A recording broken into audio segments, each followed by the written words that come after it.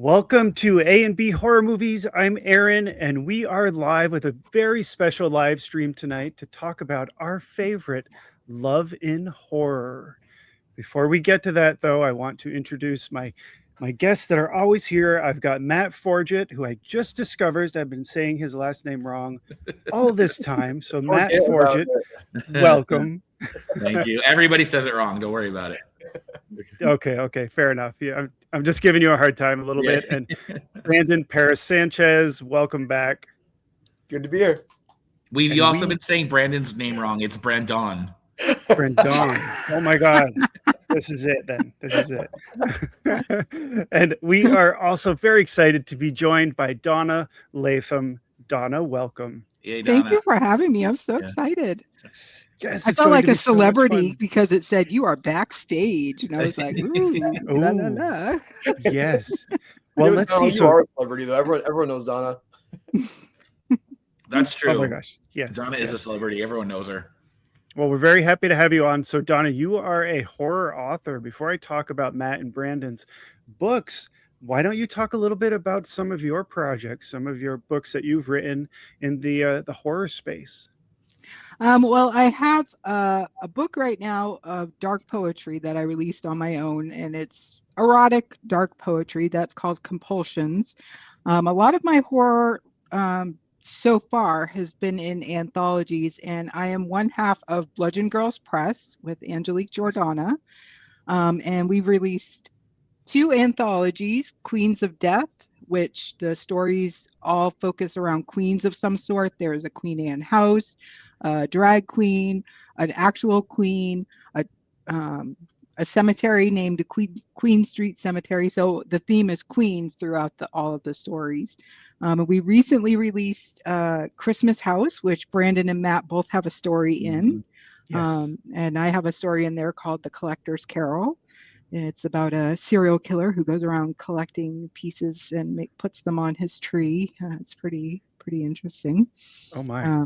Yeah. So I do a lot of anthology works. I've been in several anthologies from the Books of Horror Facebook group, their community things. I do have some projects in the works coming out. My debut novella will be coming out shortly, within the next 2 months.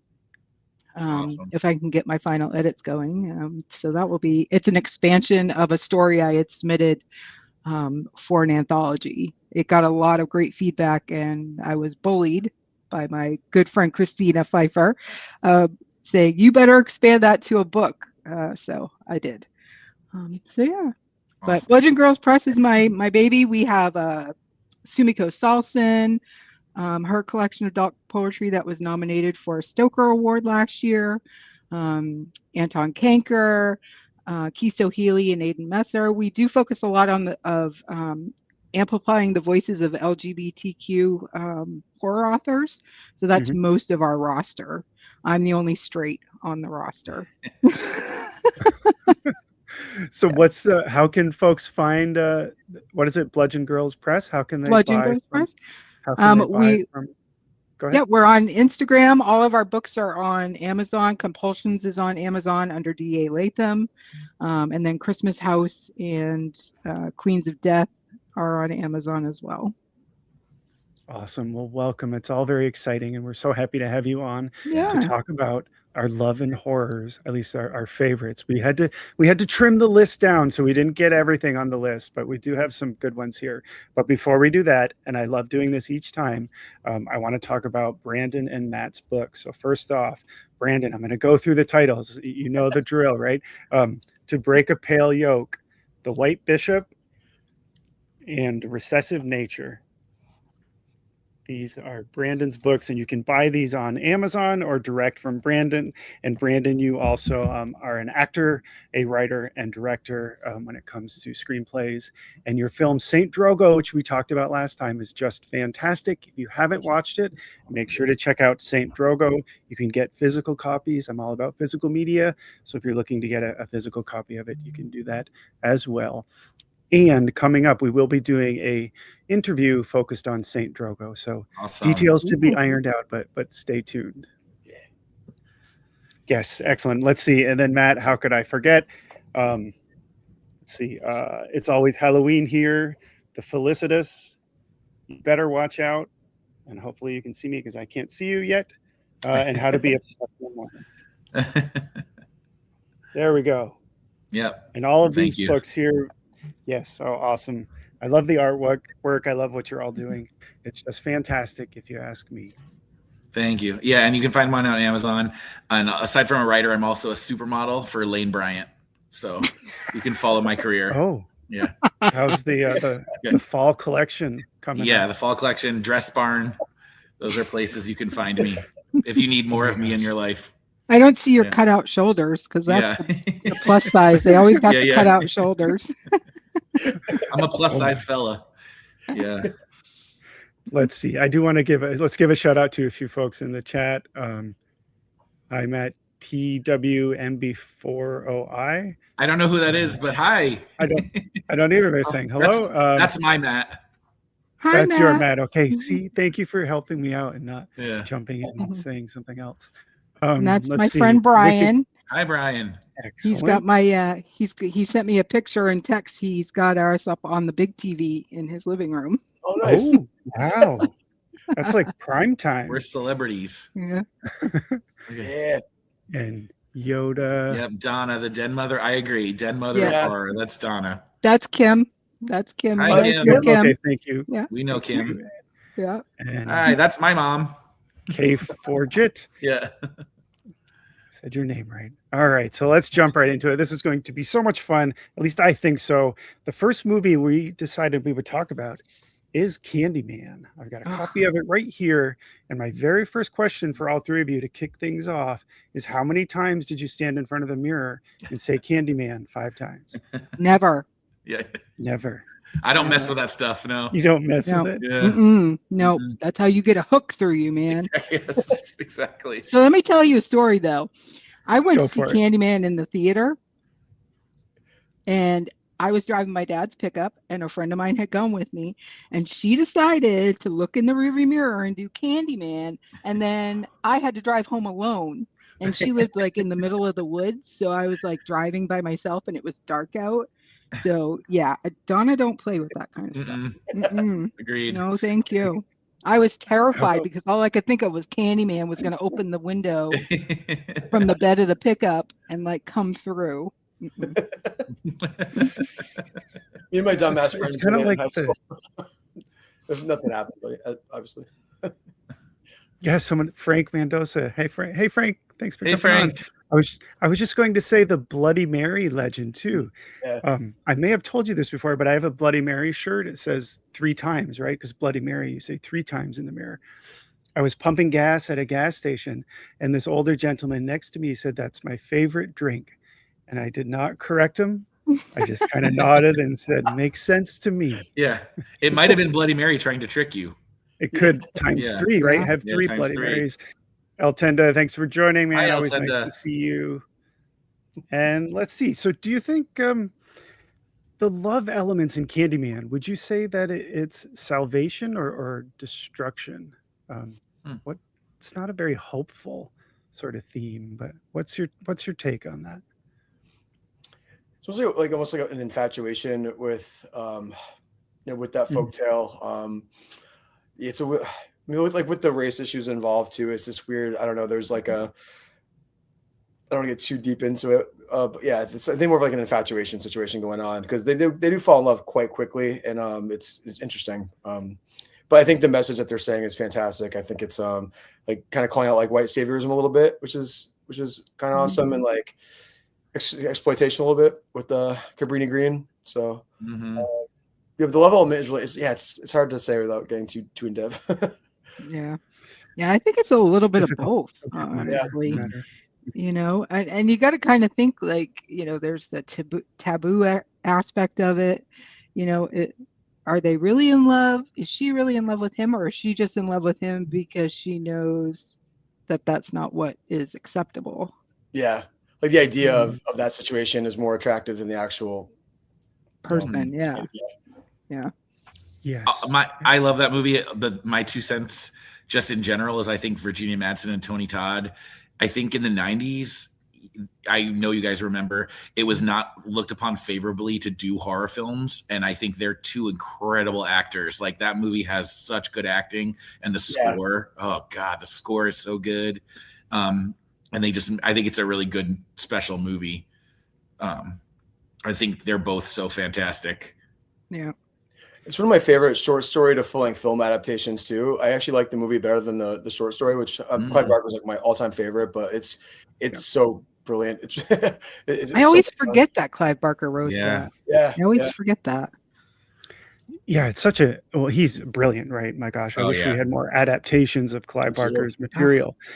So the late Tony Todd, who is just unbelievable as Candyman, would you say he's a romantic figure or tragic monster, or a little bit of both? Kind of both. I've got to say with how popular dark romance is these days, he's definitely definitely a romantic figure these days. I don't know exactly when dark romance started to get very popular, but if it was back in the 90s, he would definitely be. You would have a lot of housewives watching Candyman going, it's like also go ahead, Brandon. I'm sorry. I was just going to say, I got to meet Tony Todd at Silver Scream a couple of years ago, and he was so soft-spoken and nice and unassuming. It was sort of hard to picture him as being Candyman. Of course, he's since passed. He's awesome. But it was just to stand next to him and ask him some questions, and it was kind of a blur. I don't really know what I said. I hope I sounded somewhat intelligent when I was speaking to him. But it was really nice to meet him. Let's see. We've got a couple other chats here. Hey, Jared. Jared says hello. Thank you. And Fake Voorhees. What's up, Brian? Yeah. Hi, Fake Voorhees. Remember the love aspect of Candyman? I guess I need to rewatch. Yes. That's time like for a rewatch. The foundation of the story. That's like the whole some reason. of it, like the infatuation element. All right. Let's move on to another banger, which I don't know. I don't know why we put this at the top of the list, but it's Hannibal. This is the follow-up to Silence of the Lambs with Julianne Moore, the famous scene with Ray Liotta, and of course, Anthony Hopkins. So let's see. Do you think, this is kind of a fun question, do you think Hannibal Lecter is capable of true love? I think so. I don't. We're going to fight it out, Brandon. Yeah, I think let's do pros and cons. And we're forgetting the true love story there between Mason Verger and Hannibal too. Yeah. I didn't know for years that Gary Oldman was Mason Verger. I had no idea. It's probably like 3 or 4 years after I saw the movie. I was watching these shots of them doing the makeup on the actor. I'm like, oh my God, it's Gary Oldman. I didn't notice him in the credits, but man, that role is so fucking funny. I don't know why it's so funny. And he kind of talks like Caitlyn Jenner, so that's kind of funny too. He's the old guy in the bed? Is that he's him? Mason Verger, yeah. We saw that story about how they ate all that Molly and then like he got roast and he had the dogs. The guy got eaten by the pigs, right? Yeah. Yeah. He was talking about his little come hither pajamas he had on. I think that was the word he used. It's so funny. Oh, God. That's some fan fiction right there. Yeah. Is Hannibal and Mason, Forget it's about so Clarice. wrong and gross and fucked up. But yeah, I was laughing my ass off. I think Hannibal's kind of a weird movie to me. I don't not like it. You can't top Silence of the Lambs. Right. Like Julianne Moore is by far one of the greatest actresses we have working today, but Jodie Foster is Clarice Starling. Yeah. It would be like trying to recast like Princess Leia or Ripley. You can't. Hush your mouth. Yeah. I think part of the problem with that movie is I really love Hannibal, but it definitely got infected by that like really obnoxious 90s camera work or that early 2000s camera work that just made it have like that kind of like music video-ish. Yes. Parts of the movie are shot beautifully, but I wish they just kind of kept the same look as the original Silence of the Lambs. Like that, I don't know, it's just a lot more like Southern Gothic-y kind of looking. And I think that tone would have made more sense, but I mean, you couldn't escape that kind of camera work back then. So for that time period. It's true. Why did Jodie Foster not come back? She didn't want. I actually read that she didn't want to. And I don't blame her. Hannibal's The Silence of the Lambs is one of the greatest horror movies of all time. Like, you're just not going to top.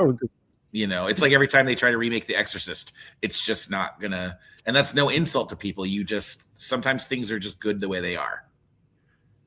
Yeah, I have a hard time with sequels and remakes, no matter what the movie is or what the genre of the movie is. I guess maybe because I'm old, I just like the original versions. Yeah, and once I get introduced to a character portrayed by a specific actor or actress, it's hard for me to wrap my mind around a different person playing the same character.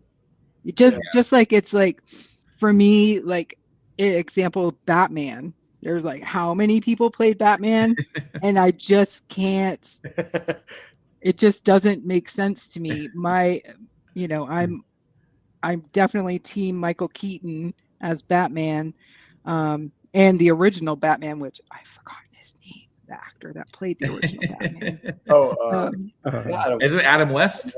Adam West, yes. So to me, That's Batman is Adam West and Michael Keaton, and that's it. Like, so I can't. With Hannibal, with her not being Jodie Foster, it just immediately was subpar. It was difficult to accept. Yeah. And I love Julianne Moore, so no hate on Julianne Moore. And I thought the movie was fine, but I thought it could have been 20 other thrillers that came out in the 90s or whatever Hannibal came out. I forget exactly, the 2000s. It could, like, and I think they could have easily changed the Clarice. Like, she could have been played by it could have been a different character. They could have written somebody else. Yes, you can't top Jodie Foster. Yeah. Exactly. Yeah. I think people would have embraced it more if they had done something like that. But the Ray Liotta scene is awesome. Like, the whole theater, we saw it in the theater. The whole theater went crazy when that part happened. That's the dinner table. He did a lot. He did a lot for her. Yeah. Yeah. I guess that's love, right? So I guess he really did love her, like. Yeah. So, what would you say that? I guess Silence of the Lambs and Hannibal. Would you say that it's the most maybe unconventional love story in horror? Yeah. I'm sure I'll think of some others. Maybe Frankenhooker, which might be on our list. Yeah, I think that might be. Yeah, it's not super unconventional. I think it's like it's more thoughtful. Because I feel like she kind of had a little bit of feelings for him too. It was kind of like I feel like it wasn't just a one-way thing going on there. That's true. Definitely some energy happening with the two of them. Let's see. We got a few other chats coming in. Megan Buckley, great group gathered tonight. Let's see. Hellbilly Holler. Hi, Hellbilly Holler. That's my friend Mick. She lives out in Arizona. Adam West rules. Very cool. And obsessed with horror. Hello. I obsessed with horror movies. Hello, everyone. It's awesome to have you guys jumping on. All right, let's move on. The next one is some vampire love with Subspecies.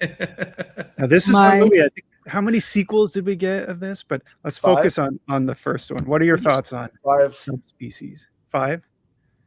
Yeah, probably. Seems like there were a lot. I never hear people talk about this movie. Oh, I love it. I was so excited to see it on the list. I love all of them, minus the last one. Yeah, the little claymation dudes. That was like my favorite thing. And I have to admit, I had the crush on Radu.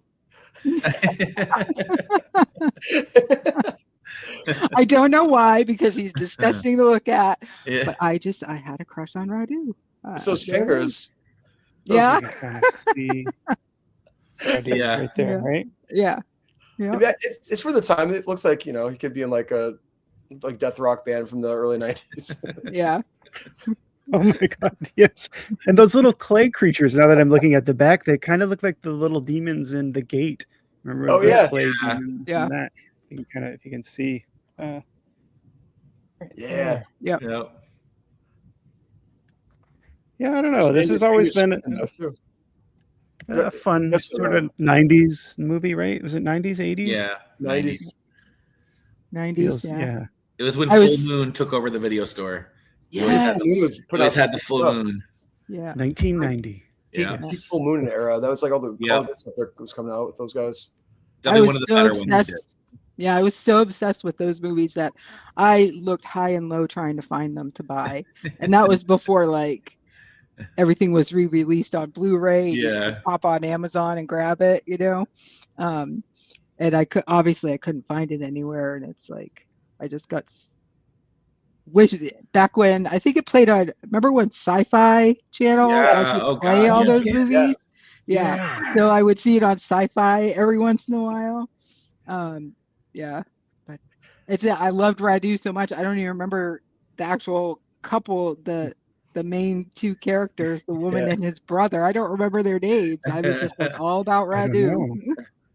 There's some Angus Scrimm in there too. Angus Scrimm. I was just going to say that. Yeah. It's like just a really gorgeous like vampire gothic fantasy. It's just really well done. Full Moon and Charlie Band hit a stride of like just hitting that like tone in all those movies. Like even like as corny as like Puppet Master and Demonic Toys are, they're scored beautifully, they're shot well, they're engaging, they're really fun, they're creative.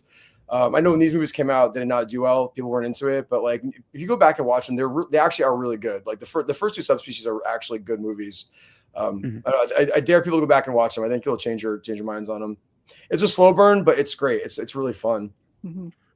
Yeah, the tone. There's a really nice tone to it. It's a slow burn, slow build, but there's something unique about their take on vampirism in this film. What do you think is so unique? Why do you think this film is, I don't know, has such longevity that we're talking about it 30 plus years later? I think they lean more into the fantasy and kind of like broke the vampire lore a little bit. So it is a vampire film, but these are like different kinds of vampires. Like you can cut Radu's fingers off and they turn into little creatures. And it's like weird shit. It's weird and charming, I guess. Right? Go ahead. Very weird, very charming.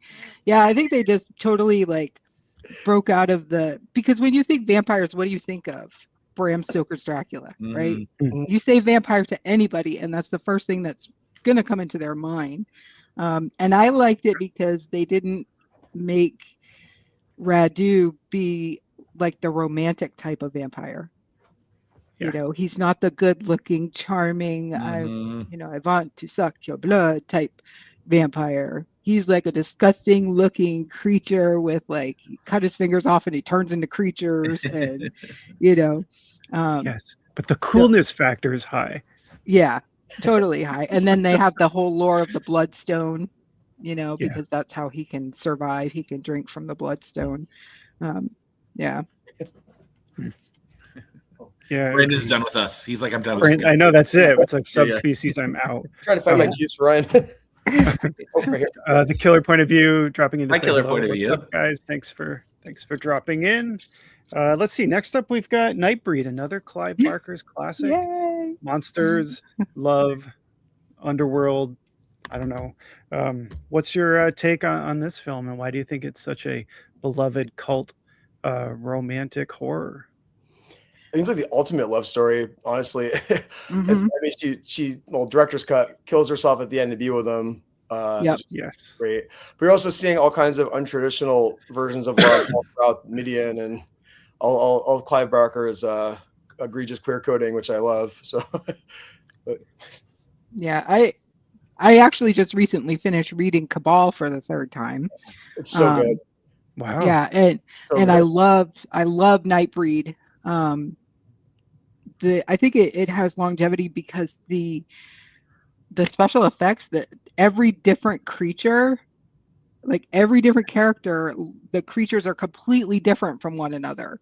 It's not like a cookie cutter with just like maybe a different paint job or like every single one of them are completely different. I agree. And, I think the work they did on like the creatures and stuff is actually amazing. And I actually think one of the things I love about the movie, the older I get, because the first time I saw it, I didn't love it. But you got to remember, when they advertised it as a slasher movie. Yeah. So when I saw it in the theater, I was like, there's like a couple minutes of slashing. I was like, what is this? And then now that I'm older and can respect, like I can see themes way better and all those things, I love that the whole thing feels like America right now. Like, Yeah. you know, it's like the outsiders and the others and what we do to them, and you better be like us or you're gonna die.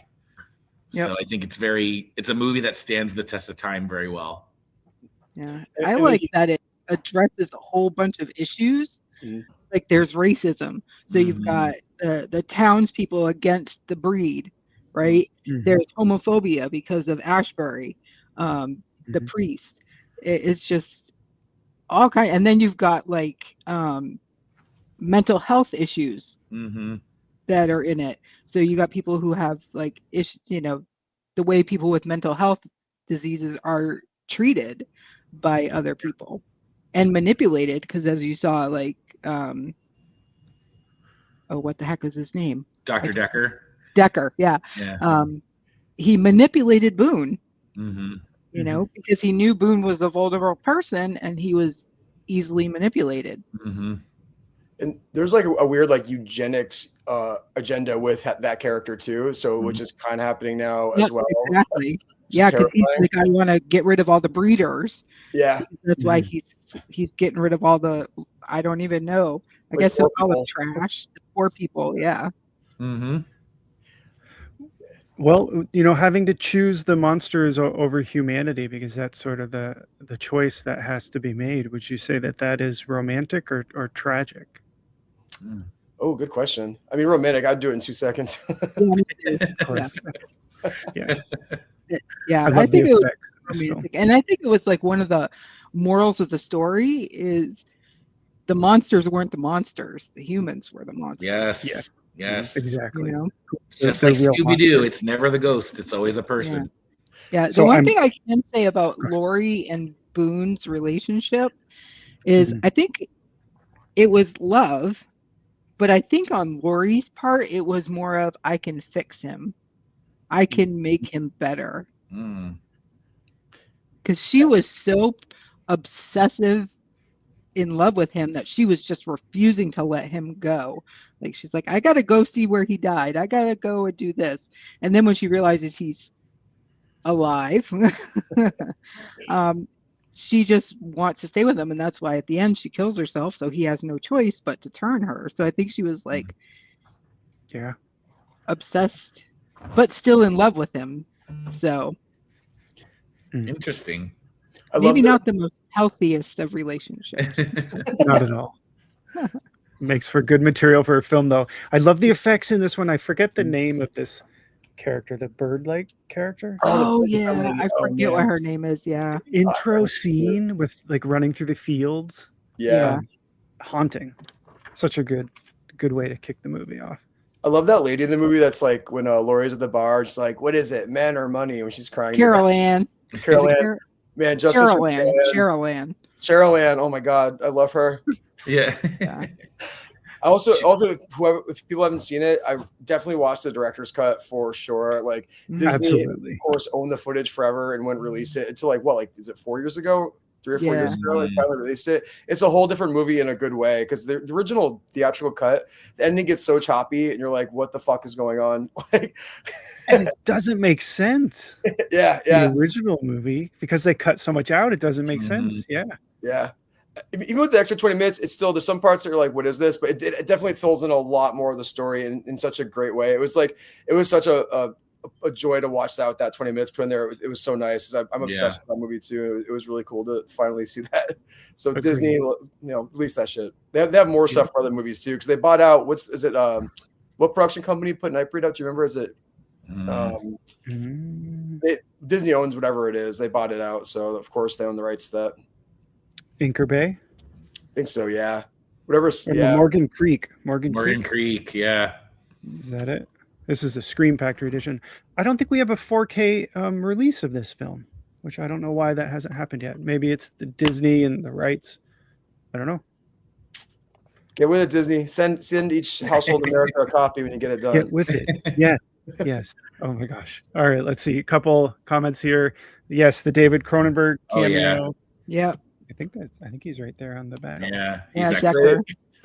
There he is. Such a fucking creep. He just plays a creep in every movie. He's a good creep. Yes. Yes, Nightbreed. Jared. Yeah, So, agreed. agreed there. Yeah. Yeah, Brian is Oh, busy putting Hell yeah. googly eyes on Matt. Yeah. He's taking pictures and putting googly eyes on you. Oh my gosh. Boone was Lori, hear me out. Yeah. Mhm. Last one. Yeah, that's too. Okay. All right, let's move on. So the next one, and this is one of my favorites, Cronenberg's The Yep. Fly. The One of Fly. the best love in horror movie examples, I think. And one of the most amazing lines, I think he says, "Help me be human." Mhm. It's just awesome. I love this movie. Yeah. So my first question is, why do you think she stays with him in the end? Do you think it's love? She feels bad. Nowhere else to be. I mean, all of the above. All I of think. the above, yeah, And for sure. I think, first of all, I love Gina Davis and Jeff Goldblum. I love both of them. I think they are fantastic actors. And I think, again, this is a movie that in the 80s, it wasn't looked upon as favorably to do horror films. And these two are actors of high caliber. And I think that elevated the material. I mean, it's such a great movie. It's so well written. The special effects, like that movie holds up. It's 40 years old this year and it holds up. Wow. I love the line, "Be afraid, be very afraid." I mean, that is a classic line. It's a scary movie. It's like all of your fears put together, something happening that you can't control to your body, someone that you love not be able to control what's happening to their body. And if you think about it, when you really love someone, for me anyway, like God forbid anything should happen like that to someone I love, because I wouldn't be able to walk away. I would want to help them, even if you can't. So I think absolutely their relationship was so key. And what I liked about that movie is I feel like a lot of times in 80s movies, the female character is always, who's the love interest, is just there to be the love interest. But Veronica, her character, is very much her own person and very smart and strong. And she has 3 dimensions. I think the movie works better with their relationship.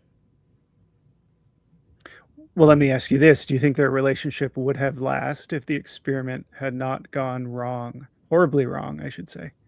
I can see it. Yeah. Yeah. Yep. Little brundles running everywhere. Yeah. Oh my gosh. Well, would you say that this is perhaps the saddest romantic story in horror? It's definitely, that ending's a bummer. The second one's really fucking sad too. They're both like really, that scene with the dog in the second one, like I cried. I was like, oh my God, stop.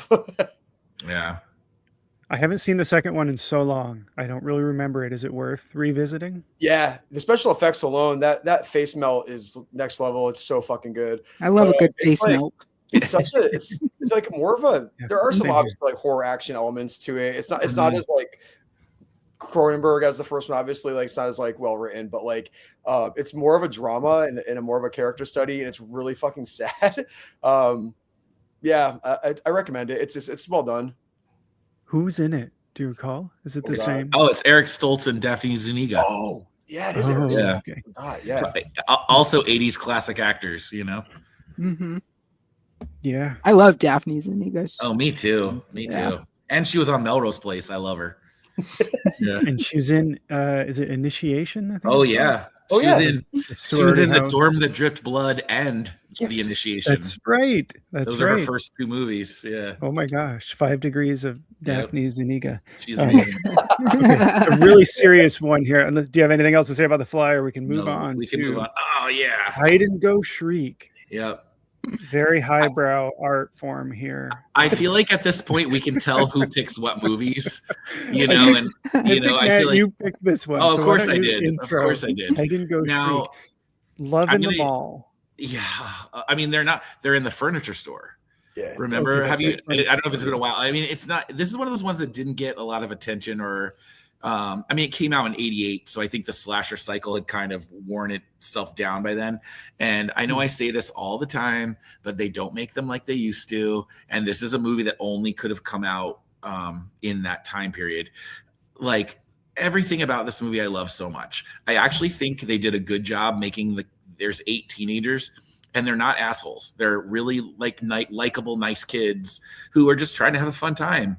And so I'm going to warn anyone who's watching who hasn't seen it. I'm going to spoil the ending here.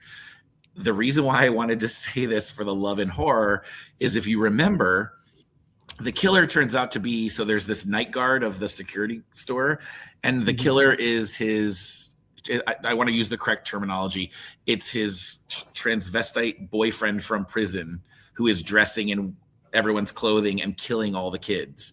And he's doing it because the other guy got out of prison and he doesn't want their romance to end. Now, you could never do that today. Like, never would that be the ending of a movie. It's like Sleepaway Camp. You could never do that today.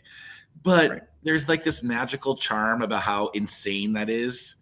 And the actor's performance. I don't know if you remember the ending where he's got the lipstick on and he's blowing kisses at the kids before he's trying to kill them. It's the best kind of insane 80s madness, and I love it forever and ever. It's Australian, isn't it? No, it's American. Oh, yeah. American? Yeah. Fine. It's getting a big like 4K release from TerraVision. I'm still waiting TerraVision since August. I ordered it in August. They Please, I did to me. I did too. Now that you mentioned it, where the hell is it? Yeah, I want this. I've been dying to watch. I want to see what the cleaned up version, because the original movie's pretty dark because they're in the furniture store at night. So I want to see what they do. It's just such a charming movie, and I just love it. I love it. It's like the time. We need more like department store mall horror again. Oh God, don't I wish? Chopping Mall. I mean, Chopping Mall is one of my all-time so forever and ever. You can see it behind me. Yeah, like forever and ever. I think when Matt gets his 4K version of Hide and Go Shriek, he should have a screening at his place. I agree. We should all go over. I am 100%. We're doing that. I think you should do that. Yeah, we're totally doing that. My nieces and nephews are pretty young though, so I'll have to tell them they can't come. I don't know. That might be a little too. Well, at this rate, by the time we get it, it'll be summer, and I can do an outdoor movie in my backyard, and we'll project it on the side of the house. True. How fun would that be? My neighbors. Sorry, I didn't mean to take up everyone's talking time. It's question what we're watching. No, that was great, man. I didn't even. I love that you love the movie so much. I do. I actually wrote the director a fan letter, and he didn't respond. He got it. I saw that he got the check mark that he read it, and then I think he was like, "Nope." Stalker. He was like, cuckoo. Yeah, yeah. Oh my gosh. Let's see. If you guys want to like sneak into IKEA and film a horror movie, I'm down. Yeah, I am. The elevator kill. Oh, I don't know if you guys remember. It's so gruesome. Like, I will say, the movie has a very mean streak. So it's like fun and stuff, but like the elevator kill, that is a mean kill. It also has so much nudity that I think the first time I saw it, I was pretty young when I saw it, and I think that's the most nudity I had ever seen in a horror movie. Oh my gosh! It's like every girl takes her top off. Even the final girls take their tops off. You know, I mean, that's how it was in the 80s. Hey, that's Lisa. Okay. It was an 80s movie. We'll let you know, Lisa, if it happens. Yes. Hey, Frank. Of course, Frank. Yes. You're invited, Jared. Oh yeah, for the screening. Yes. I don't know, Matt. That was fantastic. Your enthusiasm about this film makes me want to watch it right now. In fact, I swear, we'll all go watch. If I had enthusiasm the way I do for these movies that I do for anything else in the world or the knowledge, I would have been a doctor. Yeah, like it's just. But no, my mind is just only full of 80s. that way. Yeah. Yep. Okay, well, let's move on to this classic because we have to talk about My Bloody Valentine, the original, one of the best. It still holds up so well today. In fact, I was recently on a podcast with George Mihalka, and I asked him, why do you think it has had such longevity and people love it just as much decades later? And he said, because the way it was filmed, it feels like a movie that was made today, but set in the early 1980s. And I completely agree with him on that. It's so much fun. I love everything about it. And it's set on Valentine's Day. Okay, one more rant and I'll stop because these last these were my two big picks. Take it away, Matt. My Bloody Valentine is one of my all-time favorite films, period. I think we've talked about this before on the show.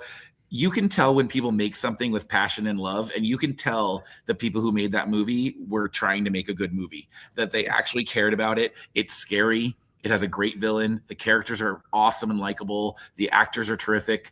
There's actual relationships between the people. There's the color of the colors in the movie, the music, the backstory. It is just the epitome of we will never get movies like this anymore. I think it's great that it's not a bunch of teenagers. It's a bunch of like working class people who seem to have whole lives and relationships when you meet them. And the gore, come on, it's 1981.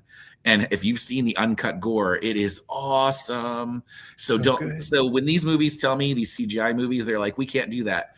I want you to go back and watch My Bloody Valentine, people. Those people, not you guys, you know. But they need to go back and watch what they could do in 1981 on a low budget slasher film. It's one of the best. It's one of the best, of all. Make sure it's the director's cut, because the director's cut. Yeah, make sure it's the director's cut if you watch it.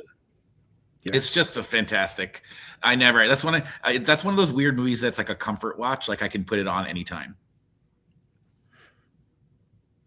And rant. So I get 2 rants. No, I'm processing everything. Those are my 2 because those are my 2 picks. You know. So PVD horror, that's from here. You guys all know PVD horror. Those guys Yep. The best guys. We love those guys. They show a horror movie once a month at different breweries, and I had never seen the director's cut of My Bloody Valentine, and they showed it at one of them. I was blown away. I was like, holy shit! Like, it's amazing. They edited out like a good, like, no joke, like 4 or 5 minutes of gore, which doesn't sound like much, but like in a movie like that is a lot. Like, it's amazing. Probably even less on paper, but like, yeah, it's really well done. It's like a whole different movie with that stuff added to it. So I recommend it. And I did get to interview George last year on my channel, cool. And he talked about edits that he had to make that are lost forever because they were cutting the actual film. These like little slivers, and they're just gone. So it's awesome that we do have some of the cut scenes. The lead actor, Paul Kelman, he passed away a few years ago, and I just love him. And I reached out to him on Facebook, and he could not have been a nicer human being to talk to, and he was so proud to talk about the movie. And I sent him a message once that said, only in the 80s could a man get away with wearing an ascot, and immediately he writes back, it's a bandana. Like corrects me. You know, he actually sent me an autographed picture that I still have. Yeah, he sent me, and then I reached out to the guy who played Mike, who also sent me an autographed picture and was very happy to talk about the movie because I found them on Facebook, and I was like, I love My Bloody Valentine. Will you send me a picture? And they were very happy to. So what do you think about the remake? I mean, it's, you know, it's what it is. I like that it brought attention to the original. I don't like that it's a CGI fest. The only thing I like, all the characters are assholes in the remake except for Sarah. So I don't like that aspect of it, where the characters of the original are so likable and so like lived in. I think the one good thing they did is I really like Jamie King, and I think she made Sarah very proactive as far as final girls go. Because Sarah in the first movie is a good final girl, but she's kind of battling things with TJ. But in the remake, they kind of let Jamie King have more of an active role in like defending herself. And I'm always, if you know me, you know I'm always for that.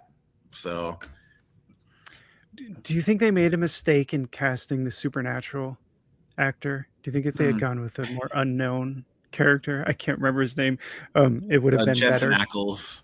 That's it. Yes. I don't have anything against him. I don't watch Supernatural, so I don't have any connection to him. Okay. I see what you're saying. I think part of it is like it did have that WB feel to it, the way it was shot, and like it's kind of WB. I love that. That like UPN flair. It's one of those movies. This is a lot of my problem with these like Snakes on a Plane, Cocaine Bear kind of movies. Like sometimes you're too self-aware, it loses the magic. I think that movie was too self-aware. Like it was too smart to be dumb, but too dumb to be smart, and like they're not meeting in the middle. Like, I need it to be much dumber in a less self-aware way.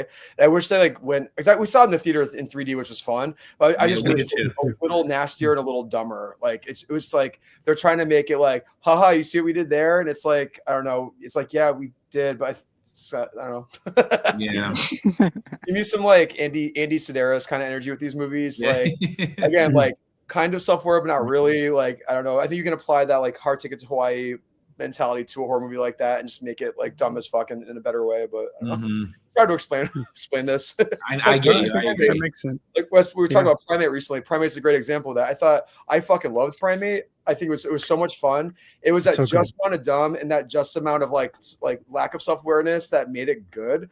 I've read these like hate pieces on Letterboxd about it, and it's like, guys, again, like not every horror movie has to be political or have a twist. And it was just like a dumb midnight movie that was gory and fun, and like I thought it was paced well. And that's the kind of like mindset I love in a horror film. I think that they had a lack of self-awareness that like succeeded. I don't know. I thought it was fun. Yeah, I loved it too. I saw it in the theater, and it was a fun outing. The theater had everyone in the audience had a great time with it. We enjoyed it too. It was entertaining. Have you seen it, Donna? I have not. Yeah. Oh, it's very good. It's like a modern day Cujo, sort of. In some ways.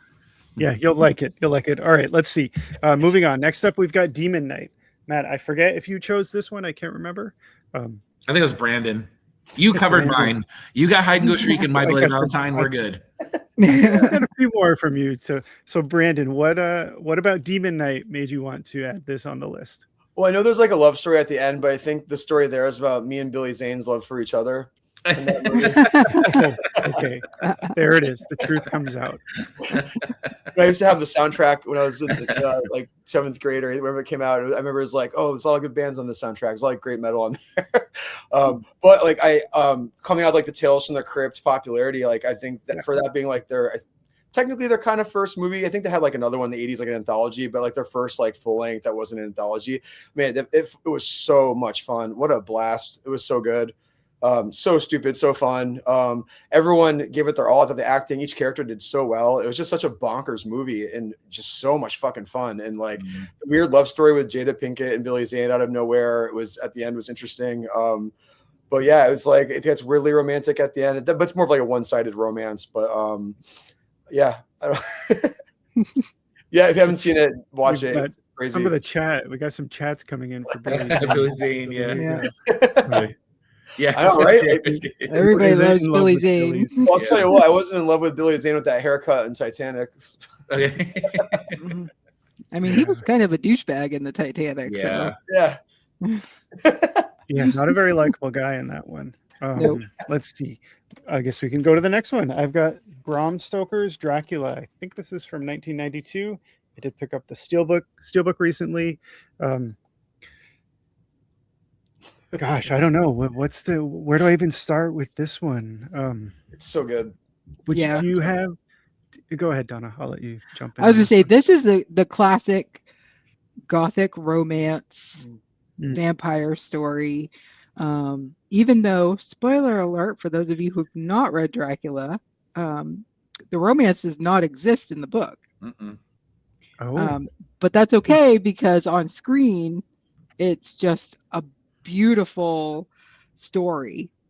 It's absolutely a beautiful story with Mina and Dracula. You know, I've crossed oceans of time, to find you. Yeah. Like that. And it's so sensual.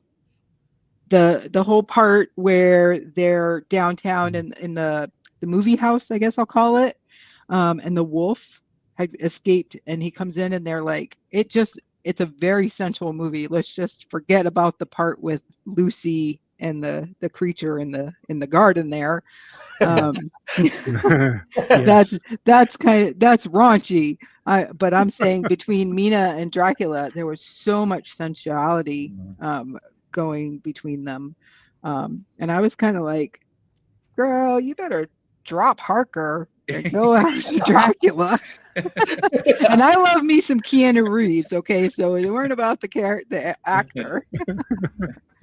And I don't think of Gary Oldman as a traditionally, when I think of handsome actors, I don't think Gary Oldman, but in that movie, he was very attractive in that movie, I think Donna really likes vampires. It's like sexy vampires. That's her thing. I do. Yeah, sexy vampires. So Radu and Gary Oldman as Dracula. Those are the Christmas presents we need to get her next year. Oh my I gosh. was Who about else, the Dracula and who else is on Transylvania your list? with his little like skin braids or Yeah. whatever was going on up there. But then you also have the love between the brides and Dracula too. Yeah. Yes. Because even though they were turned, they still loved Dracula. Mhm. You know, they would do anything for him. It's like the original polycule. Yeah, exactly. Yeah, the original polycule. Yeah. But yeah, it's a great love story, even though it's not technically true to the lore of Dracula. When I read Dracula, I was like, that movie lied to me, because I had never watched That wasn't what you expected. yeah, I'd never watched like the Bela Lugosi Dracula, like older Dracula movies. So that was really my first Dracula movie that I had seen. I remember going to the theater when it was released. And because, you know, black and white movies, who wants to watch that? Ew. You know, when you're like late teens, early 20s, you know, nobody wants to watch black and white movies. But yeah, I think that's the quintessential romance movie with horror elements. Yeah, I think so too. Do you think in this version Dracula is presented as a sympathetic character? I do. Yeah, absolutely. Because he was, you know, his wife died. She killed herself because she thought that he was dead. And he went on a rampage and wanted to get revenge. Yeah, he definitely was a sympathetic character in that movie. Absolutely, 100%. Agreed. Yeah, I love it too. It's a interesting and smart take on the classic. And I have to throw in, since we're talking about it, Dracula 2000. Talk about night and day. Yeah. It's so bad, but I love it. It's so bad. It's so good. I saw this in the theater, and even at the time when I saw it in the theater, I was like, this is so bad, but I'm having fun with it. I just like that it's one big Virgin record store advertisement. Yeah. It's like the Scream. Yeah. The Scream cover kind of. Oh, absolutely. That's totally the Scream cover. I also saw that in the movie theater, so, you know, I'm not judging. Yeah. What's amazing with the Coppola too, it's like, you know, with all this like AI and CGI shit, it's like what Coppola did with Dracula, just absolutely stunning. Yeah. Every single scene, that even the most mundane, like the just dialogue scenes, there's always something happening in the foreground and the background. It is just fucking gorgeous. And it was all just done like in camera, like just like or you know, like not CGI or fucking like AI. We're not going to see that ever again, unfortunately. I think it's just moving away. But I know like AI is bad, but if they can like AI out Keanu Reeves' acting job from that movie. Shut your mouth. Well, just take it out entirely. Do it. And like, every time I watch it, it's like he comes on screen and I'm like, oh God. I like him, but like, oh man, so miscast. Yeah. I love Winona Ryder though. I love her from now until all time. I love Winona Ryder. Yeah. And just a side note on Dracula 2000, I actually once went to the Paramus Mall in New Jersey to get my picture taken with her when she put an album out. Oh, Vitamin C. I spoiled the lead. Vitamin C, who is in Dracula 2000. Yes. Oh my God. She's a singer. Colleen Fitzpatrick. Yeah. So she was signing records at, I got to find this picture. It was like that, you know, that time period. But I drove to Paramus, New Jersey so I could get my picture taken with Vitamin C. It's a, you know, milestone in my life, of course. Okay, you're not going to believe this. One of my favorite bands in the 90s was called Eve's Plum. Yeah, that's her. Colleen Fitzpatrick was the lead singer of that. That's Vitamin C. Kind of a heavy kind of grunge rock band. That band was good. She's pretty cool. When I was in college, my friends came. I remember my friends telling me, "Do you know the Vitamin C? That girl singing this cheesy song." I'm sorry, I know you're a Graduation. Fan. Yeah, Graduation. What was the "Put a Smile on Your Face" song? Oh, that was all over the radio at the time. They're like, "That's Eve's Plum," and I did not believe them. I was so upset at the time. She's also in the original Hairspray. Yes, she's in the original Hairspray as well. So she went on to.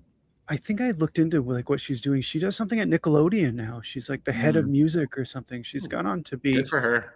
Very successful, whether it was Vitamin C or Eve's Plum. We should turn this show into a Vitamin C fan club. The reason I heard about Eve's Plum came first. Yeah.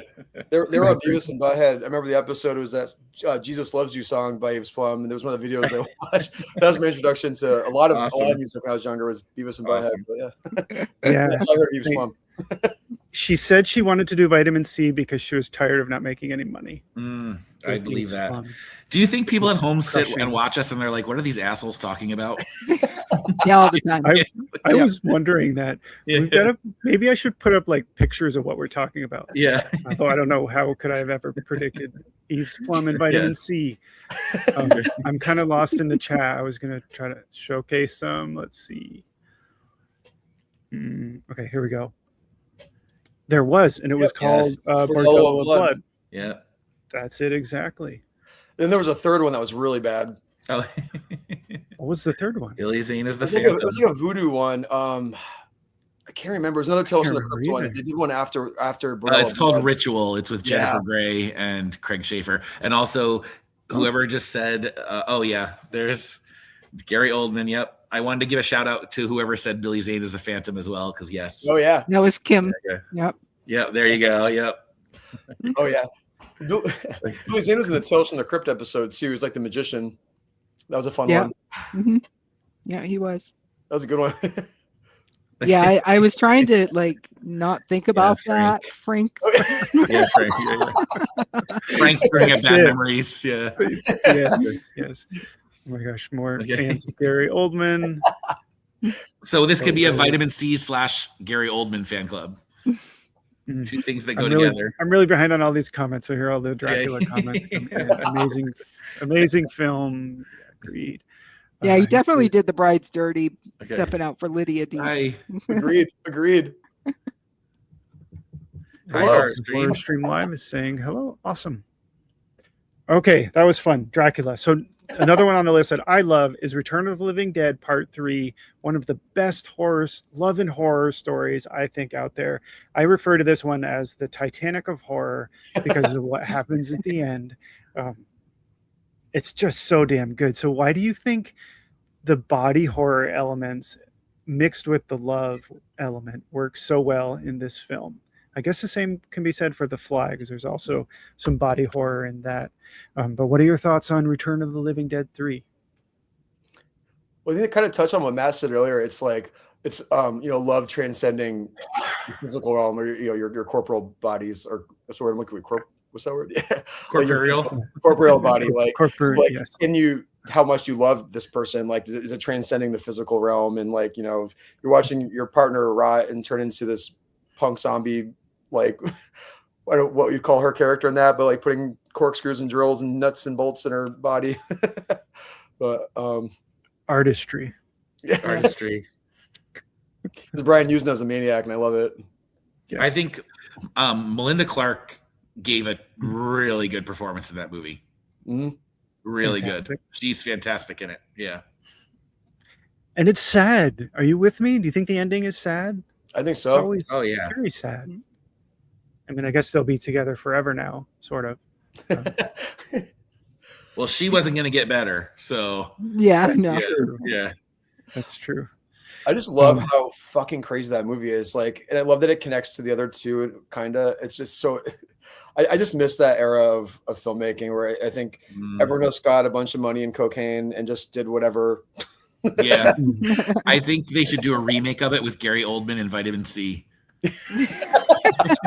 As they are now. Yeah, how they look now. Yeah. Gary Oldman's still alive, right? Yeah. Kind of sounds like it's kind of like Warm Bodies, but it's not a comedy. Yeah, it's got way more body horror. It's wild. It's a weird movie. I think it's free on Prime or Tubi or both. Okay. That's my beloved friend Jared. Thanks for watching, Jared. Yeah. One of my oldest friends in the world. Oh, cool. Well, hey, Jared, thanks for joining. That's awesome. I love Dead Alive. Yeah. I think this is secretly a love story, and it's just fantastic. One of my favorite lines is when Paquita says, "Your mother ate my dog." And that's just, if that's not true love, right? The beginnings of true love. I'm a huge fan. I love this movie. I'm still holding out for the 4K edition. What do you all think about Dead Alive? Classic. I'll let someone else take the other quote. That's amazing. Yeah, I've seen it, Yes. but it's been so long that it's not fresh in my mind. So it must not have wowed me. Okay. Unfortunately, sorry. I actually had planned on rewatching it before we did this because I'm like, oh, I haven't seen that in a long time. But I just didn't get a chance. So I definitely am going to rewatch it. It's so good. And that one line, does anyone else want to take it? I kick ass for the Lord. There it is. Yeah. I just want to point out lines. also that Paquita has her own theme song, and I love Paquita in this movie, and I love Lionel. Yes. She has her own theme song, and it's what is it like? Paquita. I used to sing that to myself in school, which contributes to why I don't think I had a lot of friends. But but I love that. I love Dead Alive. I want to live in a world where we have more people making movies like Dead Alive. Yeah, it's so good. There's motherly love too. Oh, the rat monkey. Yeah. I think it's a perfect movie. It's just even if you don't like it, the technical aspects alone are next level. Like the set pieces, the acting. It's just such a fun movie. I don't know. I see some hate for it online every now and then, but I'm like, you try to make this right. Yeah. Even if you don't like it, be happy it exists. It's so much fun. I don't know. It's good. The acting is awesome. The special effects, the gore, amazing. Now, if we had that now, it would be like skinny teenage actors, and from Instagram or TikTok, and then CGI. Yeah. And it would just take all the heart away. And listen, Instagram and TikTok, I'm all for it, guys. Young people, you go for it, but respect the old stuff, and Yeah, I don't know. It's just like even his whole reign of terror back then. Just all the movies he was making were really fun. Even like when he's like, I loved Heavenly Creatures, so I know that's a much serious tone. It wasn't really horror, but like Bad Taste and Meet the Feebles and oh my god, yeah, so much fun. It's just so funny to me. This is the guy that's made all the Lord of the Rings. I know, right? We rewatched Dead Alive recently, and I was trying to see if there's similar like Peter Jackson isms in the movies, and it's so far removed from his earlier stuff. But I think what he does maintain is his creativity and just his just carefree, like we're just going to do it. Like I just think, it's you don't really. He's such a visionary director. I wasn't really a big fan of his last few movies he did prior to Lord of the Rings and afterwards, but I think he's definitely cemented himself as a legend with what he's done. So I give him a lot of credit. Agreed. Yeah, absolutely. I just want to say I love the custard scene. Oh yeah. And it's so gross. Custard. It's so gross. And the lawnmower scene. Yeah. Oh yeah. Epic. So, the custard scene, and the other scene that really got me was when he's cleaning her wound and it's moving around. I don't know. Yes. Whatever that fucking little lump in there was. Yes. When I first saw this, I rented it and I knew nothing about it. It was a blind watch, and I was blown away because it doesn't start out like you would never guess where the movie goes, where it's going to go. So Donna, I can't wait for you to rewatch it and report back, and you'll know what we mean by custard in the lawnmower. Yeah, I'm not sure I wanted it. No, maybe I don't remember for a reason. Yeah. The WL. Yeah. There weren't enough sexy, gross vampires in it for Donna. Yeah, that's it right there. She was like, you know what would make this movie good? A sexy, gross subspecies vampire. She's like, then I would love it. Yeah. There is a killer small intestine, though, right? Yeah. Killer small and large intestine. They put a puffy shirt on him, like Dracula on the intestine. And put the puffy shirt. sleeve. Yeah. Romance gold. Oh my gosh. Okay, we got a few more. May. Gosh, this film is like the perfect example of make your own lover. If you can't find what you really want, just make it, or him or her, I guess. I feel like this movie, I'm so glad that Second Sight came out with this edition, but I feel like this movie deserves more attention, deserves to be talked about more. She's fantastic as the lead in this, and it's kind of a cautionary tale in some ways as well. What do you think about May? I feel bad. I want Donna to be able to talk because she's our special guest. Yes. I have not seen May, so. Oh, okay. You can make something up. The performances Yeah, make are something up. fantastic. Yeah, make something up. Come on, Donna. Be like, it's a great vampire story. Based on the cover. Yeah, I mean, it's what a dark, depressing movie. And I also want to say, like, we were talking about movies that stand the test of time. That movie is really relevant, I think, today when we are more connected than ever, but lonelier than ever. And we have lost our connection to actually making friends because of the internet and because of social media. People don't know how to make friends anymore. And I think May is actually a very tragic figure because she's not a bad person. She's not. I think she was kind of made into who she was rather than she's not necessarily evil. Granted, she does very terrible things during the movie. But they did a great job. Like Angela Bettis is amazing. And they did an excellent job of creating a character and sympathy for her. I think Jeremy Sisto and Anna Faris are awesome too. It's really cool to see Anna Faris in such a serious role. I think that's a really underrated movie. Like Aaron, you were saying too, like, these younger kids all have like AI girlfriends and boyfriends. You don't need AI to make your own. Yeah, that's true. Yeah, do it yourself. Yeah, good point. So, oh my gosh. So with that, do you think the ending is tragic, horrifying, or hopeful? I mean, I don't know if it's a hopeful ending. Donna That hasn't seen it. yeah. I don't want to spoil. Donna, close your ears. La, la, la, la, la. Yeah. I don't think it's that hopeful because that thing's gonna rot and then she's gonna go to jail. Yeah. So she'll get lots of girlfriends in prison though. Yeah. Life hinge lemons. Yeah. She's gonna have all the attention she wants in prison. Yeah. But she won't have these scissors. They're gonna give her the safety shears behind bars. She'll get scissored and She'll get scissored. There will be won't have scissoring. scissors, For but sure. she will get my. scissored. Let's talk about Shaun of the Dead. I love Shaun. Well, Donna, why don't you kick us off? Shaun of the Dead. What do you think how much of a role do you think love plays in Shaun of the Dead? It's just for me, it's a happy movie. It's a feel-good movie with that. And love is part of that. It keeps you interested and wanting to see. And I just am in love with the whole cast. And it's just a great feel-good movie. And to me, that makes me in love with the movie. So there's no sexy, gross vampires. But there's zombies. But it works. And I don't feel about zombies the way I feel about sexy, gross vampires, but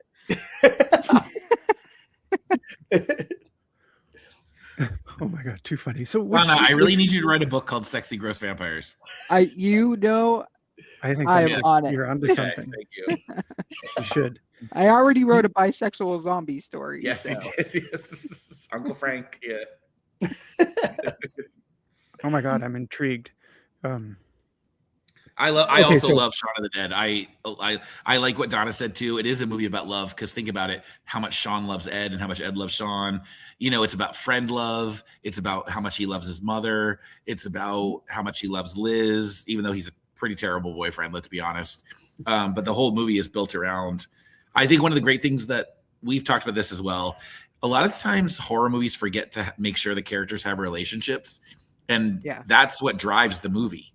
Like, it's great to have gore and it's great to have all those things, but if you don't care about anybody or feel like they're real, it kind of takes away your emotional connection to it.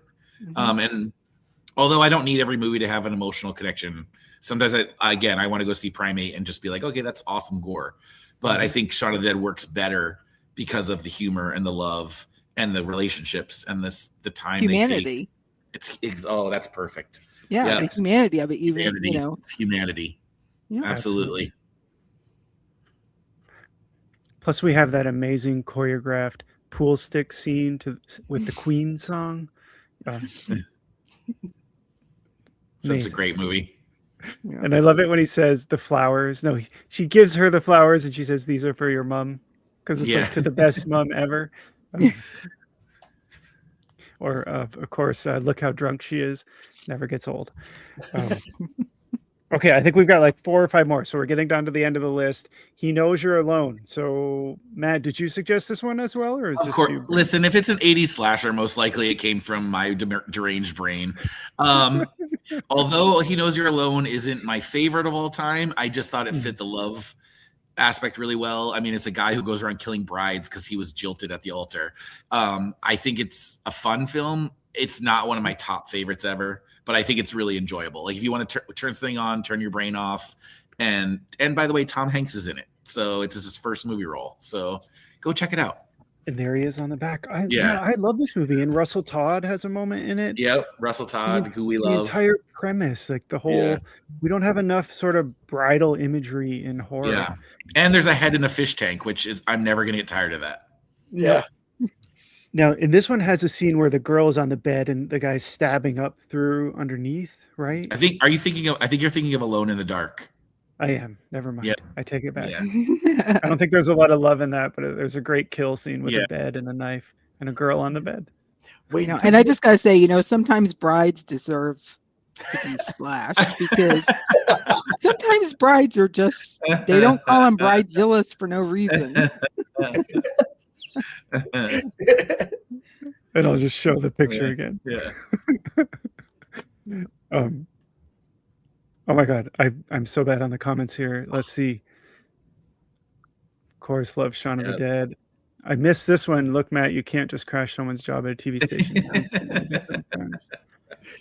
That's how me and Jared met. Okay. Inside joke there. I love it. Yes, I have seen Bad Taste. It's fantastic. I have it somewhere right behind me. It's a good one. Classic. Matt. Thank you, Fake Voorhees, Yes. my new best friend who I don't know. He loves your pick. But now we're friends for sure. Yeah. I think That's how I make friends, Yeah. Matt, not you. yeah. You don't just get to tell people you're friends. I have actually talked about you guys on the show because I said how you and Brandon, when you met me, Yes, I didn't know anyone, and you guys were like, we're just friends. Like these were the two that were just like, you're our friend. Like that's how I met Brandon and Donna. They were just like me. They took me and Matt right in. They're like, you're with us, and that was almost 2 years ago now. Yeah. As I say, you got to blame Brandon on that one because he's like, you have to go meet Matt. And I was like, okay, we're friends now. Yep, we're friends. That's it. No questions asked. I can see. Like, are you a sexy, gross vampire? I was like, sometimes. She's like, okay, come on over. Yeah. Dim the lights. Yeah. What was the horror movie with the head in the fish tank in Boston? Was that Night School? Yes, Night School. I'm always down for an 80s head in the fish tank. Yeah, me too. Yeah. It's good. And I'm trying to think. Eyes of a Stranger has a head in the fish tank. Oh yeah. There's some good ones. Oh God. Yeah, I think a compilation. I just watched a movie about, I can't think of the name. It was in the 70s. These two girls break into a guy's house. But anyway, there's a man that's a delivery guy comes and the two girls kill him in a giant fish tank. And his head is... I don't know. Do you know what I'm talking about? I'm like, how do I not know what you're talking about? I want to know what you're talking about. Yeah. How did I miss this? I don't know. A delivery girl. It's two girls who break in a house. So these two girls show up at this rich man's house. Oh, Death Game. Death Game. That's it. Yes. Yeah. And that guy is killed in the big fish tank. That's like a weird coffee table. Yeah. I love that fucking movie. Yeah. That remake is one of the worst things I've ever seen. Yeah. I have. Yeah. I didn't know there was a remake. Oh, what's the remake called? Knock by Leroth. Yeah. It's got Keanu in it. Sweet Keanu. I didn't realize there was a remake of it. Yeah. Does it have the same song about, I don't know, there's a weird song about your daddy is going to teach you how to, do you know what I'm talking about? Yeah, I kind of remember that. It's like a weird that sounds kind of creepy. Folksy kind of thing about like your dad will show you how to do things. Yikes. Let's move on.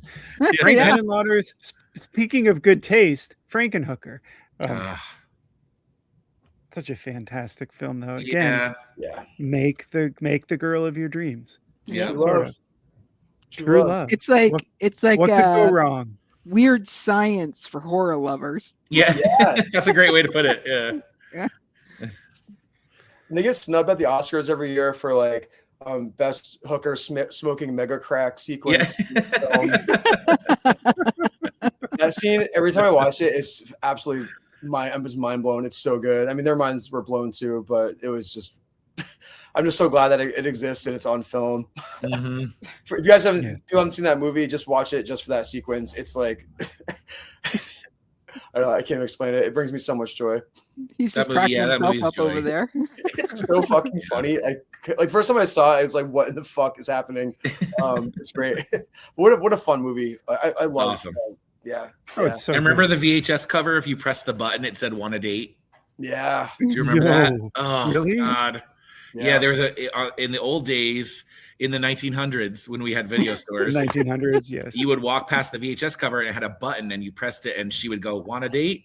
Yeah.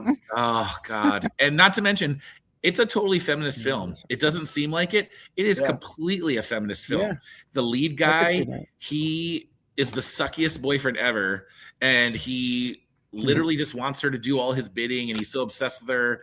And if you really watch it, the director actually was kind of making commentary about shitty men, and I love that. I think it's so cool that in like this low budget B movie with boobs and drugs and crack exploding horrors, you have a feminist message. I love it. Love it. You would never have it today.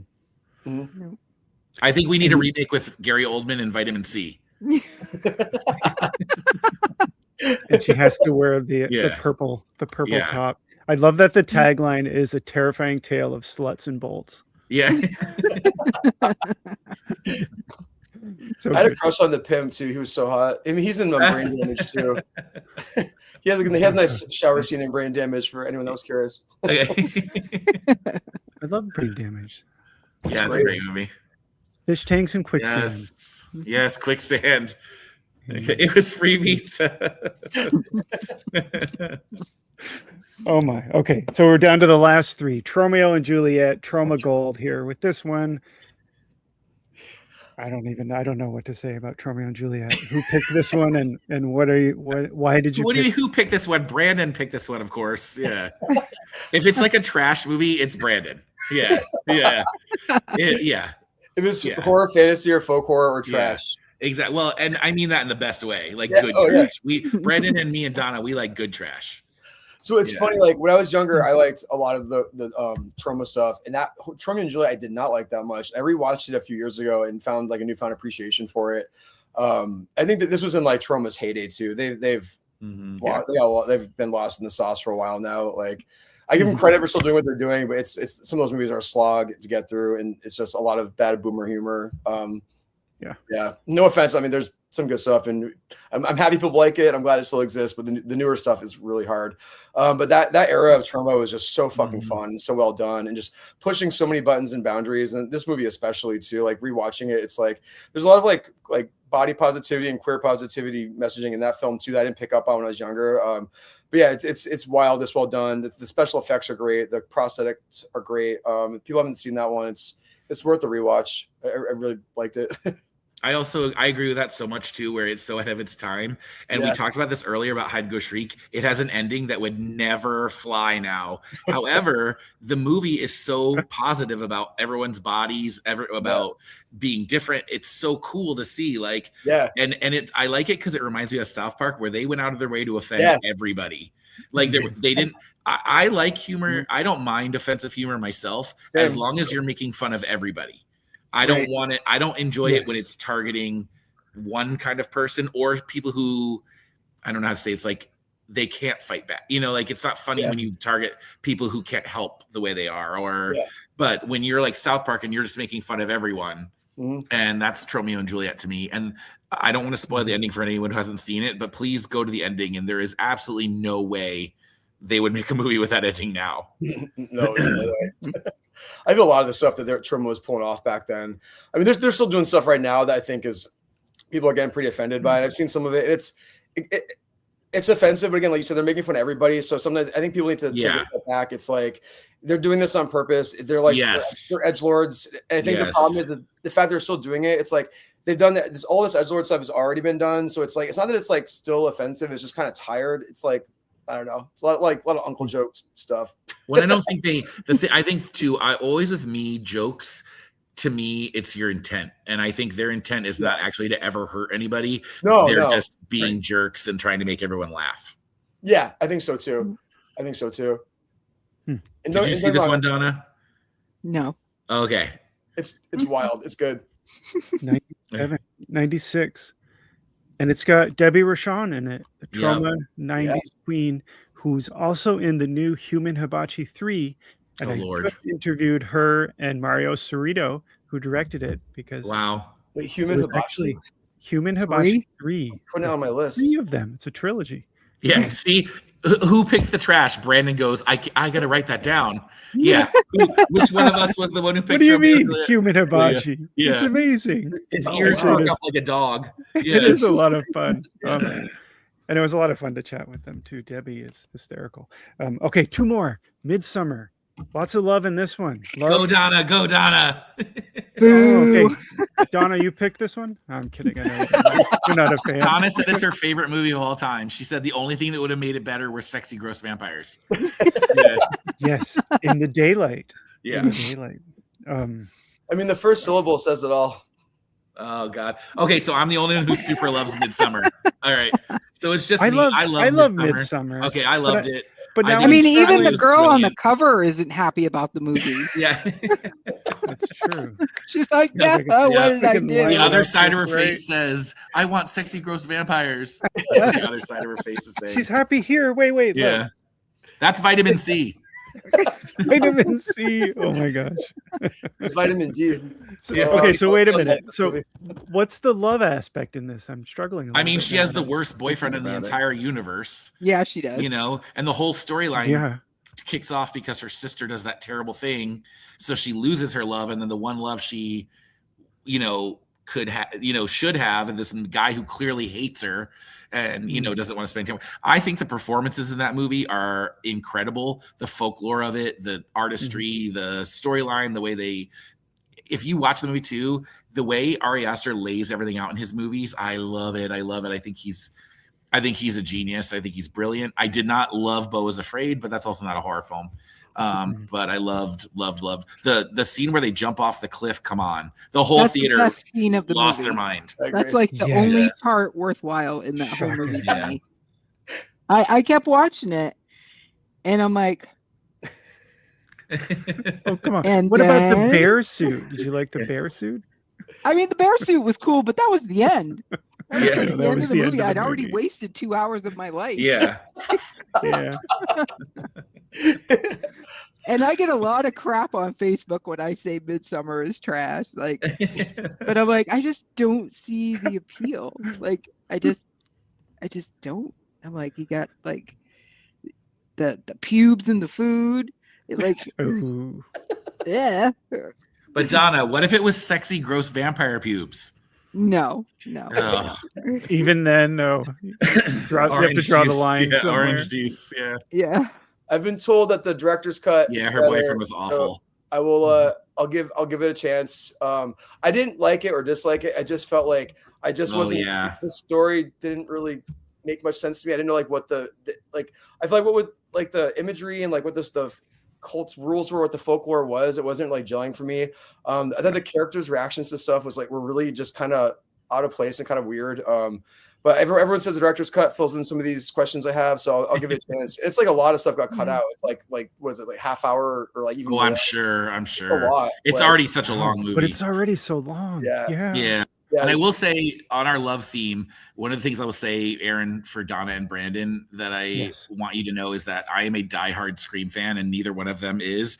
But when I told them they were going to see Scream 7 with me, they both said, of course, they'll come with me. Are you going Thursday night? That Are you going this week? Love. We're going next weekend. Yeah. Okay, cool. Yeah. I won't give any spoilers. I'm going Thursday night. Yeah, don't tell me anything. I'll never speak to you again. You will not have any more visitations from me. That'll be it. Yeah. Yeah. Oh my god. I mean, I gotta say, I kind of like the first Scream. I was like, just because it had Matthew Lillard in it. My parents are gonna be so mad at me. Yeah, it's so good. But I love Matt Lillard. I do could too. watch him read Yeah. the phone book. And I love that guy. Oh gosh, how did I miss this comment? Glitter sexy. That's But the Midsommar quickly, sequel That's the Midsommar sequel, right? with vitamin C. I mean, she kind of falls in love with the cult at the end, kind of, I guess. I mean, yeah, she's their new queen. I will say, like, side note, like, that's for like you. an acid trip on film or mushroom trip. Kim, he's mad at you now. Jim, we're in a fight. Yeah. I don't know you, Jim, but we're in a fight. No, Kim. You know Kim. Oh, Kim. Oh, that's Kim? Oh, Kim. Wait till I see you. Yeah, I don't know. I don't know what to say about that. Brandon, what were you saying? You got cut off a little bit. Oh, I think like in regards to like what an acid or mushroom trip actually looks like, they nailed it in Midsommar. I don't know. Yeah, I was like, oh yeah, and that's you know this how. I don't know. You know, I've read about it. Yes, I'm on an acid trip right now. It's nice talking to you, frogs. Yeah. Oh my god, we're going off the rails. We have one more movie, and that is High Tension. Talk about the ultimate love and sacrifice you could make for your sort of girlfriend. Your sort of girlfriend. And it's gruesome. Lots of blood, lots of, I don't know if I'd say body horror in this, lots of gruesome kills, and some intense scenes. And if you've ever read Intensity by Dean Koontz, this movie rips it off. The first half is an exact ripoff from the book. In fact, I think Dean Koontz said that the movie is such trash, it's not even worth trying to sue them. Like ouch. That. Coming from Dean Koontz, right? What are your thoughts on High Tension? I want to love it. It's just that fucking ending. I can't get over it. Yeah. It's so close. And I feel like they just got lazy and they're like, yeah, fuck it. Let's just, we'll just print it. I feel like they could have sat down and made it more plausible. I think there could have been a way to do that. Because other than that, it's great. It's really, really like, it is intense. It's gory. It's there's no fucks given. It's like, it's kind of a hard watch with that, the family scene in the beginning, like, holy shit, like they're going there and the camera doesn't turn away. So I love like the whole French Extremes era. There was so much good stuff that came out. I wish we can get back to that era, put some more stuff like that out. But I was shocked that it was in theaters because that was around a time when gore kind of stopped happening a little bit for a while. Things were getting like really like sterile. Like rated R movies were like they could have been PG for a long stretch of time. I think like this one and like there's another one around the same time that came out too. That I was surprised how fucking nasty they were compared to like the years of horror in the theater before that. So I give it some credit for that. I do love that it's like a lesbian love story. Well, I mean, one half of it one-sided. Yeah, it's nuts. It's a good one. Yeah, when I first saw it, I did not like because of the ending. I didn't like it, but I've come to terms with it. I've accepted the ending. It's fun as hell. Like, I'll rewatch it whenever it's on. It's great. Yeah, it just doesn't make sense, right? When the ending is revealed, how is she chased, or how is she also driving while being chased by another vehicle? I've heard it explained away that she's an unreliable narrator, and none of that really happened. But I don't know. Makes you think of it, I guess. I think that's a cop-out, though. The unreliable narrator thing, though. That's just I think, like I said, if you read Intensity, because his book goes off in a different direction and doesn't end the way this movie does. I think they copied it up until a certain point and didn't know how to end it, and that's how they wrapped it up. Because it's identical. If you ever get a chance to read the first few chapters of Intensity, I started reading it and I thought, I've seen this movie. Oh shit! And it's this. Yeah, that was a very good. Like you really were on that. Yeah, that was very good. That was a good move, Aaron. Yeah, you think so? Yeah. And now I'm really curious. I've never read Intensity, so now I'm gonna have to read Intensity and then watch the movie to compare them. Have you seen the movie? I have not seen that one. Oh, it's brutal. Yeah, it's wild. It's up there with like Martyrs or what's that other one? Frontiers. Frontiers, yeah, it's up there with that. That's pretty brutal. I love Martyrs so much. Well, that's all we have on our list for Love and I Love Martyrs too. It's a good family fun film. That's all we have on our list for Love and Horror. Matt, Brandon, and Donna, this has been fantastic. Thank you all for joining. Yeah, I had fun. We'll have to do it again. So before we close out, Donna, do you want to say a little bit about, is it Bludgeon Girls Press? Yep, Bludgeon Girls Press. You can find our books on Amazon, The Christmas House, Queens of Death. And then you can find my dark poetry collection, Compulsions, on Amazon under D.A. Latham. Excellent. And well, thank you so much for talking with us. This has been Donna. fun. And Matt and Brandon, of course, we'll be doing this again. I love having you guys on. We'll great time as always. Talking again soon. I'll be waiting for my invitation for that hide and go shriek. Oh, we're doing it.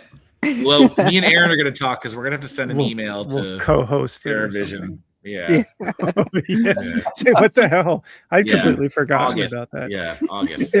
They're notorious for releasing and announcing something, and then months go by and it never happens. Okay, they need to get on it. Matt, maybe that's their strategy. They have folks like us buy it, and I just forget that I paid for it. Yeah, I have that email. Yeah. Okay. Awesome. All right. Well, thank you all. We'll do this again soon. Thanks everybody for watching. Some future themes. Thank you, everybody. All right. Bye. Have a good night. Bye.